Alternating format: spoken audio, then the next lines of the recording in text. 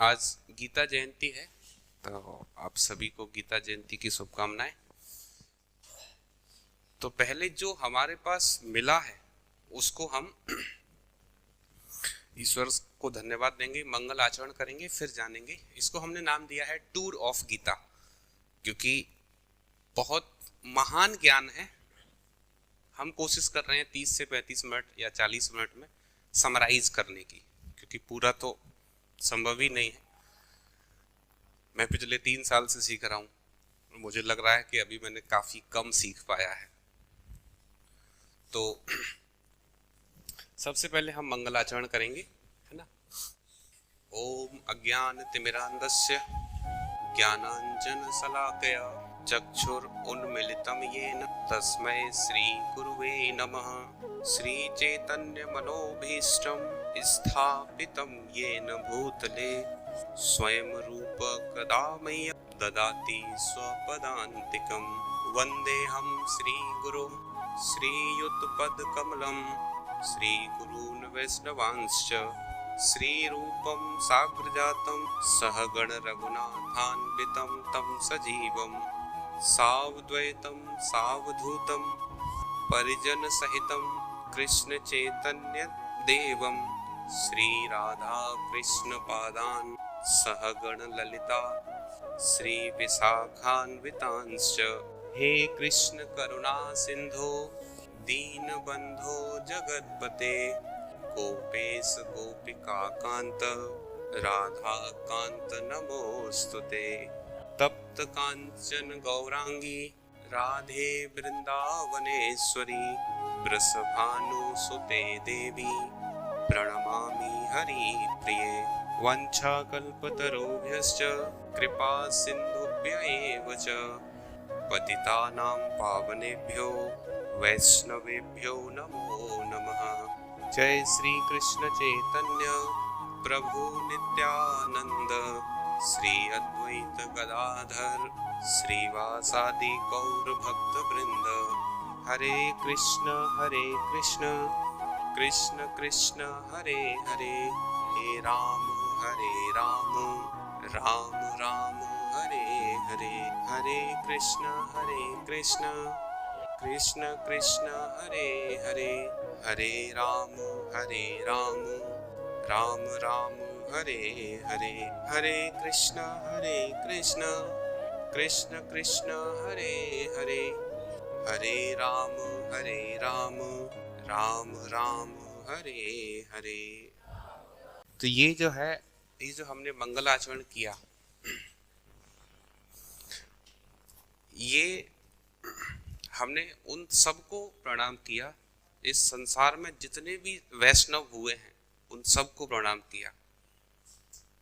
यहाँ हमने ईश्वर को प्रणाम किया और ये कहा कि आप हमें इतनी बुद्धि दो कि हमें ये समझ में आ जाए, क्योंकि ये जो ज्ञान है ये बिना ईश्वर कृपा से आपको समझ में नहीं आ सकता है।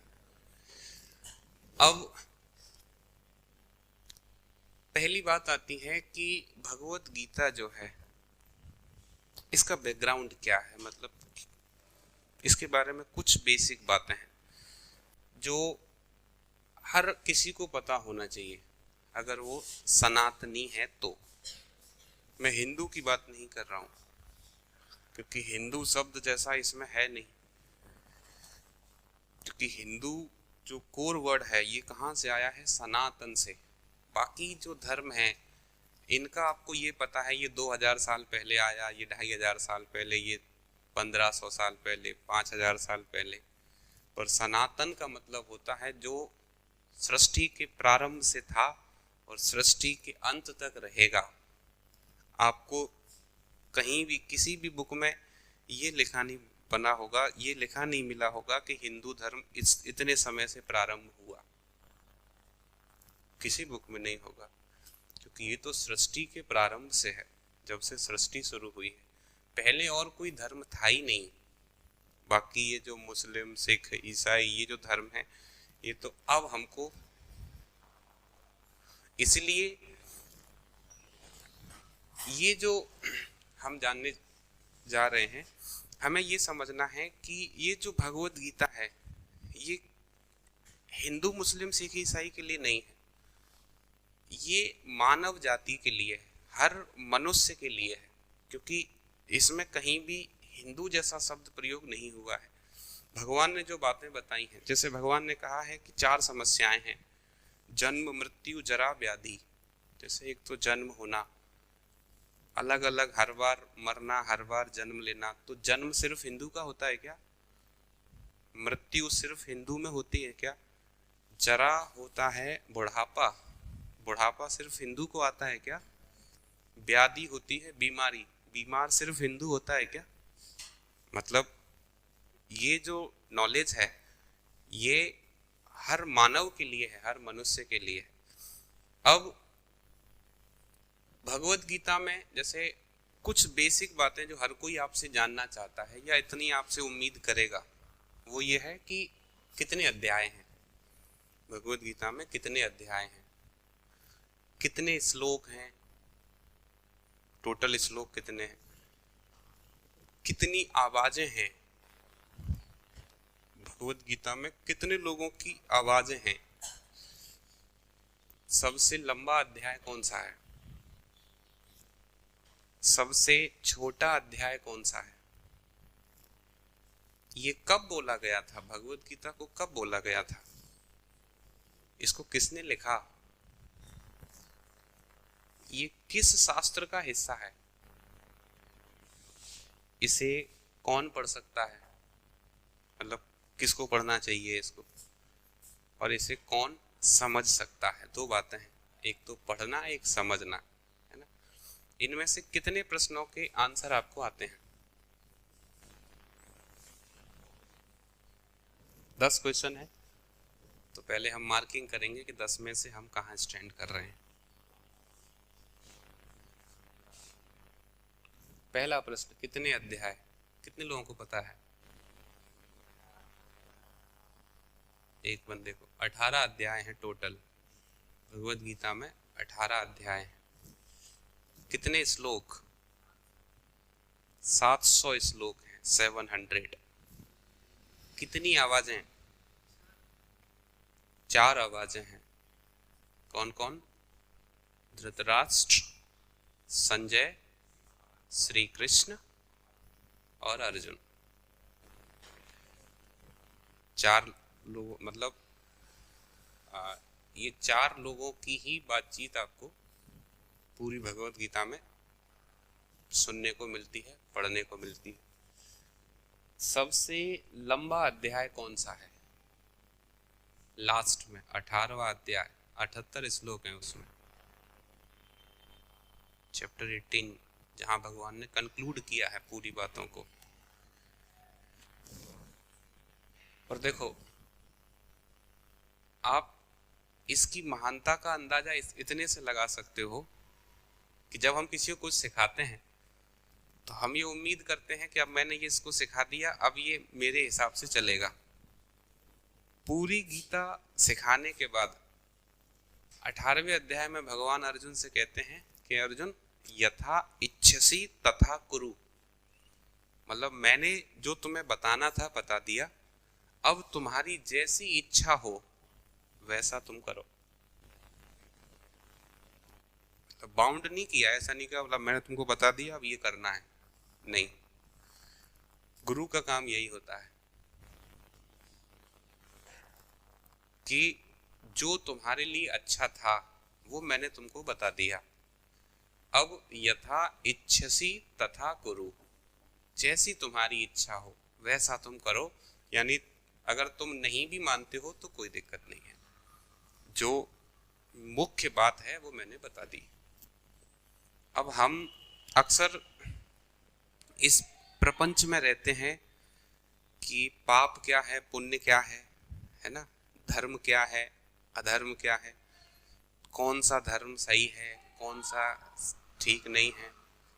तो 18वें अध्याय के 66वें श्लोक में भगवान अर्जुन से कहते हैं कि अर्जुन, सर्व धर्मान परित्यज माम एकम शरणम व्रज, यानी अर्जुन सारे धर्मों को भूल जाओ, सारे धर्मों को छोड़ दो, सिर्फ मेरी शरण में आ जाओ। अहम त्वम सर्व पापेभ्यो मोक्षयिष्यामि मा शुच, मैं तुम्हारे सारे पापों को नष्ट कर दूंगा, मैं तुम्हें सारे पापों से मुक्ति प्रदान कर दूंगा, डरो मत। ये भगवान बताते हैं कहाँ? 18वें अध्याय में 66वें श्लोक में। फिर है सबसे छोटा अध्याय। सबसे छोटा अध्याय, अब चूंकि हमने पढ़ा नहीं है तो हमें पता नहीं है, 12वां और 15वां अध्याय, दोनों में 20-20 श्लोक हैं। 12वें में भी 20 हैं, 15वें में भी 20 हैं। कब बोला गया था? लगभग 5120 साल पहले, लगभग, बाकी कुछ 5-7 ऊपर नीचे हो सकता है। तो एक अनुमान के अनुसार 5120 साल पहले ये बोला गया था। किसने लिखा? आपको पता है किसने लिखा? महर्षि वेद व्यास। हमको बस इतना ही पता है ना? इसको लिखा था गणेश जी ने। इसको गणेश जी ने लिखा था। महर्षि वेद व्यास ने बोला था। महर्षि गणेश जी की लिखने की स्पीड बहुत फास्ट है, तो उन्होंने कहा कि मैं बोलता जाऊंगा, आप लिखते जाओ, मैं बोलता जाऊंगा, आप लिखते जाओ।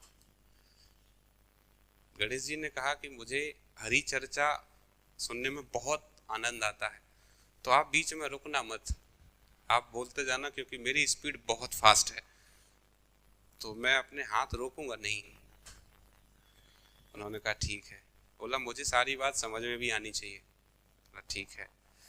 तो बीच बीच में वेद व्यास जी ने कुछ ऐसे श्लोक बोले जो गणेश जी को समझ में नहीं आया, ये क्या है। तब तक उस पर विचार करते रहे, तब तक उन्होंने आगे का पूरा, हाँ चलो समझ आया, ठीक है अब चलो आगे। तो वेद व्यास जी ने बोला है और गणेश जी ने लिखा, तो इसलिए रचनाकर्ता में या रचनाकार में हम वेद व्यास जी का ही नाम लेते हैं। क्योंकि जैसे मान लो मैं बोल रहा हूँ और मैंने आपसे कहा कि आप ये लिख के मुझे दे दो, तो उसमें लिखा हुआ किसका माना जाएगा? क्योंकि आपने तो सिर्फ टाइपिंग का काम किया ना, तो जो मेन ऑथर है वो तो वेद व्यास जी ही माने जाएंगे। पर मान लो मुझे भी ये पता नहीं था कि ऐसा है। किस शास्त्र का हिस्सा है? महाभारत का। महाभारत में कहाँ पे? भीष्म पर्व। महाभारत में भीष्म पर्व एक अध्याय आता है, वहां पर भगवत गीता के बारे में पता चलता है। कौन पढ़ सकता है? सभी पढ़ सकते हैं, सबके लिए। कौन समझ सकता है? जो इसे यथारूप समझने की कोशिश करता है, मतलब जैसा है वैसा ही समझने की कोशिश करेगा, उसमें अपनी बुद्धि नहीं फंसाएगा। भगवान ने जो बताया है उस बात को समझने की कोशिश करेगा कि भगवान यहाँ पे क्या कह रहे हैं। इन सारे क्वेश्चंस के आंसर ये रहे। मैंने बताया था 18वां अध्याय 700 श्लोक, 4 आवाजें। 18वें अध्याय में 78 श्लोक हैं, सबसे बड़ा है। 12वां और 15 सबसे छोटा है, इनमें 20-20 श्लोक हैं। लगभग 5120 साल पहले इसको बोला गया। श्री व्यासदेव और भगवान गणेश ने इसको लिखा। महाभारत में भीष्म पर्व के अंतर्गत इसका विवरण देखने को मिलता है 23 से 40वें अध्याय में, मतलब 23 से 40 तक में। कौन पढ़ सकता है? सभी पढ़ सकते हैं। कौन समझ सकता है? जो इसे यथारूप समझने की कोशिश करता है, यानी एज इट इज, बिना किसी मिलावट के।